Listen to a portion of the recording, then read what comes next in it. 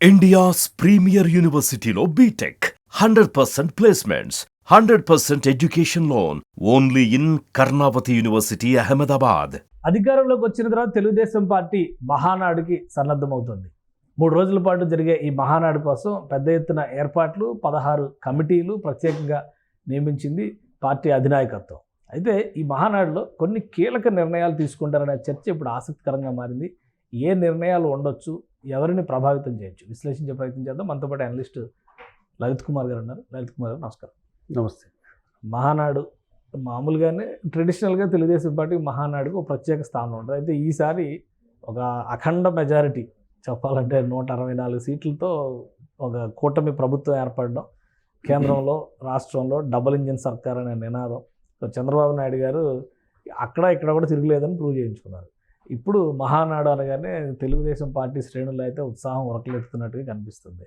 So ఏంటి ఈ మహానాడులో కొన్ని కీలకమైన నిర్ణయాలు తీసుకుంటారు, భవిష్యత్తుకి దిశానిర్దేశం చేసే నిర్ణయాలు ఇందులో ఉంటాయి అంటున్నారు. ఏముండొచ్చు?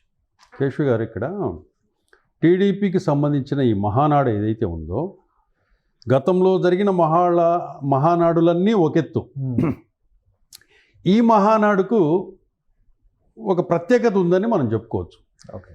ఎందుకంటే ఊహించని విధంగా 2019లో 35-40 ఏండ్ల పార్టీ 23 సీట్లకు పరిమితి కావటం, అది ఊహించంది ఎవరు కూడా. అదే తెలుగుదేశం పార్టీ తిరిగి 134, 135 అనుకుంటా, 135 సీట్లతో మళ్ళీ పుంజుకోవటము, కూటమిని కలుపుకొనేసి ఒక గవర్నమెంట్ ఫామ్ చేయటము. ఇదే దీనికి సంబంధించి చంద్రబాబు నాయుడు గారు ఏదైతే ముఖ్యమంత్రిగా ఉన్నారో, ఆయనకు ఎవరైతే ఆయనకు అనుసంధానంగా ఆయన పాత్రలో ఇంకా నెక్స్ట్ పోషించేదానికి తన కుమారుడు లోకేష్ ఎవరైతే ఉన్నారో, ఆ లోకేష్కి కూడా రేపు ఒక ఉన్నతమైన స్థానం పార్టీలో వచ్చేదానికి, అది కూడా జగన్మోహన్ రెడ్డి జిల్లాలో, జగన్మోహన్ రెడ్డి పార్లమెంటు కడపలో పరిధిలోని కడపలో ఈ మహానాడు జరగబోవటము, దీంట్లో నారా లోకేష్ని వర్కింగ్ ప్రెసిడెంట్గా ఎన్నుకునేదానికి రంగం సిద్ధం కావటము. అది జాతీయ వర్కింగ్ ప్రెసిడెంటా లేదా రాష్ట్రానికే పరిమితం చేస్తారా? ఈ రెండిట్లో కొంచెం డైలమా ఉంది, దాంట్లో క్లారిటీ లేదు.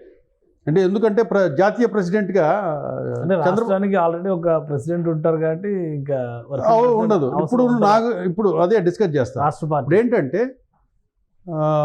నెక్స్ట్ భవిష్యత్తు నాయకుడు టీడీపీకి నారా లోకేష్ అనేది అది తేటతెల్లమైపోయింది. అది క్లియర్ ఇన్స్ట్రక్షన్, డైరెక్షన్ వచ్చేసింది అది. ఎందుకంటే ఈ ప్రూవ్డ్ నారా లోకేష్ యువగలం పాదయాత్ర, మంగళగిరిలో ఓటమి, మళ్ళీ గెలుపు, భారీ మెజారిటీ, ఒకవైపు మంత్రిత్వ శాఖ తీసుకుని దాంట్లో సక్సెస్ అయ్యి ప్రధానమంత్రే 2 సార్లు ఇంటికి పిలిపించుకున్నాడంటే అంటే అతను ఎదిగాడు అని మనం చెప్పుకోవచ్చు.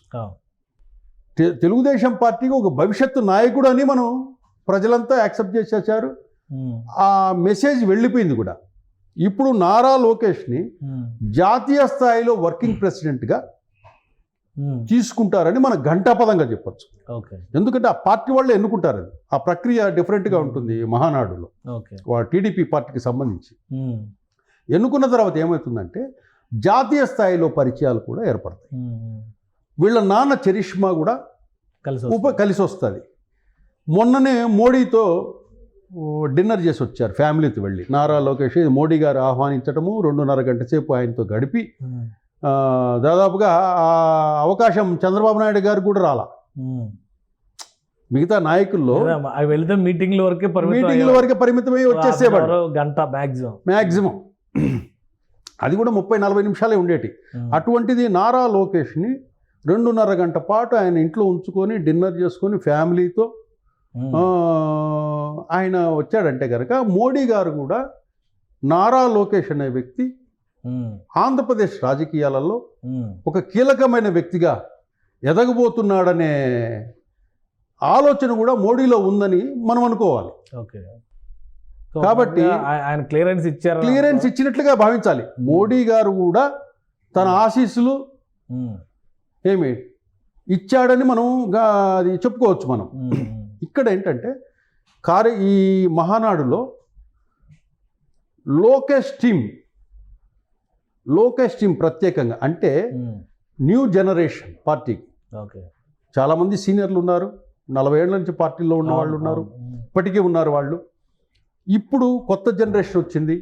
ఈ కొత్త జనరేషన్తో ఒక టీం ఏర్పాటు చేసే అవకాశాలు చాలా ఉన్నాయి. అట్లాగే జిల్లాలలో అధ్యక్షులుగా మార్పులు కొన్ని ఉన్నాయి. అట్లాగే సంస్థాగతమైనటువంటి నిర్మాణం ఇదంతా అయితే, కానీ పార్టీ పగ్గాలు ఇచ్చేటువంటి పరిస్థితులు ఇప్పుడు ఉన్నాయా? తర్వాత ఇంకొకటి జూనియర్ ఎన్టీఆర్ని కూడా మహానాడికి పిలుస్తున్నారు, ఆహ్వానం ఇవ్వబోతున్నారని ఒక ప్రచారం జరుగుతుంది. సో జూనియర్ ఎన్టీఆర్కి ఆహ్వానం ఇచ్చే అవకాశాలు ఏమైనా ఉన్నాయా? అంటే ఒకటి, ఇక్కడ జూనియర్ ఎన్టీఆర్ సినీ రంగంలో ఉన్నాడు. నేను ఎప్పటికైనా నా పార్టీ పిలిస్తే నేను పార్టీకి, మా తాతగారి పార్టీ ఇది, నేను ఎప్పుడైనా వచ్చి సర్వీస్ చేస్తానని చెప్పాడు జూనియర్ ఎన్టీఆర్. కంప్లీట్గా తన ప్రొఫెషన్నే రాజకీయాలుగా లోకేష్ నడుస్తున్నాడు. మనం కంపేర్ చేయలేము దాన్ని. ఇతను సినీ ఫీల్డ్లోనే ఉన్నాడు. ఆయన పిలిస్తే రావచ్చు, పిలుస్తారు కూడా. కాబట్టి వాళ్ళ తాతగారి పార్టీ వేదిక పైనే వర్కింగ్ ప్రెసిడెంట్ గా లోకేష్ కి అనౌన్స్మెంట్. ఎవరైనా అక్కడ పక్కన ఎవరున్నా కూడా అతను రాజకీయాల మీద అది సమయం ఇప్పుడు రావచ్చు రాకూడదు ఏదైనా కానీ అతను రాజకీయాల మీద ఆసక్తి లేదు ఇప్పుడు ఆయనకి. జూనియర్ ఎన్టీఆర్కి ప్రస్తుతం సినిమాలు చేసుకుంటున్నాడు. వాళ్ళ తాతగారి పార్టీ, తన కంట్రిబ్యూషన్ కూడా ఉండాలి రేపు. అంటే అందరూ ఆశిస్తుంది ఏంటంటే ఎన్టీఆర్ వస్తే జూనియర్ ఎన్టీఆర్ వస్తే ఆయన కూడా పార్టీ అధ్యక్షుడి రేస్లో ఉంటాడు, ఇట్లాంటి ప్రచారాలు జరుగుతూ ఉన్నాయి కదా. Wrong information. అవన్నీ ఏమి లెక్కలో తీసుకోలేదు. రాంగ్ ఇన్ఫర్మేషన్, అది రాంగ్ ఇన్ఫర్మేషన్. ఎవరంటే కనుక ఆపోజిట్ పార్టీ వాళ్ళు దీన్ని రెచ్చగొడుతూ సోషల్ మీడియాలో ప్రచారం చేస్తారు తప్పితే అదే ఇక్కడ నారా లోకేష్కి ఫుల్ క్లారిటీ ఉంది, జూనియర్ ఎన్టీఆర్కి ఫుల్ క్లారిటీ ఉంది. తను ఏ రంగము, నేను ఉన్నాను, నేను రాజకీయాలకి వచ్చే ఇదే అన్ని క్యాలిక్యులేషన్స్ జూనియర్ ఎన్టీఆర్ దగ్గర ఉన్నాయి. నారా లోకేష్ ఏంటి, తన భవిష్యత్తు ఏంటి అనేది క్లారిటీ నారా లోకేష్కి ఉంది. కాబట్టి ఇవన్నీ సోషల్ మీడియాలో వచ్చేటివే కానీ వాళ్ళ తాత పార్టీకి సంబంధించింది నేను ఎప్పుడైనా వస్తానని చెప్పి ఆయన ప్రకటించేశాడు ఎప్పుడో. కాబట్టి మహానాడు వాళ్లకు పండగ లాంటిది. కాబట్టి వీళ్ళు పిలుస్తారు. ఒక విధంగా ఒంగోలులో మహానాడప్పుడు ఈ హడావుడి స్టార్ట్ అయింది. కూటమి అప్పటికి ఇంకా ఫామ్ కాలేదు, బట్ తెలుగుదేశానికి అనుకూలంగా అప్పుడున్న ప్రభుత్వానికి వ్యతిరేక పవనాలనే చాలా స్పష్టంగా కనపడ్డాయి. మళ్ళీ ఇప్పుడు మహానాడు జరుగుతుంది. అవును. సో అక్కడి నుంచి ఇక్కడ వరకు జరిగిన ప్రస్థానాన్ని ఎలా చూడొచ్చు?